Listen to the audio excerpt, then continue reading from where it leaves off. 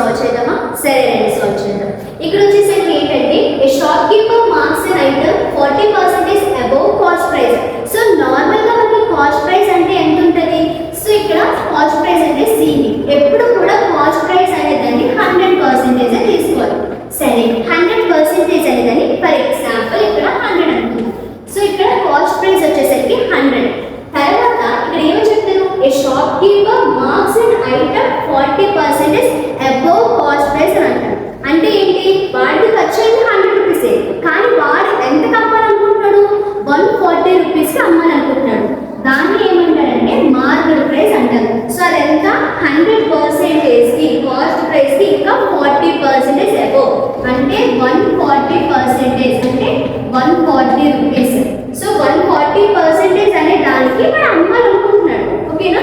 అలా అమ్మాలనుకున్నప్పుడు ఏమైంది? ఒక కస్టమర్ వచ్చారు. కస్టమర్ వచ్చి ఎంత?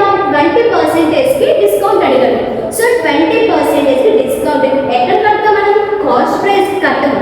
దేనికి కడతామంటే మార్కెట్ ప్రైస్ కి కడతాం. సో ఇక్కడ ఈ 140 అనేది ఇక్కడ 100%కి ఈక్వల్ చేసుకుంటే మనకి 20% డిస్కౌంట్ అన్నారు కాబట్టి మనం దేని ఫైండ్ చేయాలి? 20% ఫైండ్ చేయాలి. సో ఇక్కడ 140 అంటే 100% అయితే 20% ఎంత అవుతుంది? సో ఇక్కడ ఫార్ములా వచ్చేసరికి ఏంటంటే 20/100 ఇంటూ 140 అనే దాన్ని మనం సాల్వ్ చేస్తే మనకి 20% వాల్యూ వస్తుంది. సో ఇక్కడ ఎంత అంటే 28. సో 20% వాల్యూ ఎంత? 28. ఇప్పుడు ఏమంటున్నాడు? సో మనము వాడు ఎంత అమ్మాలనుకున్నాడు? 140కి అమ్మాలనుకున్నాడు, కానీ వాడు ఎంత డిస్కౌంట్ తీసుకున్నాడు? 28 తీసుకున్నాడు. అంటే వాడు ఎంత అమ్మినట్టు?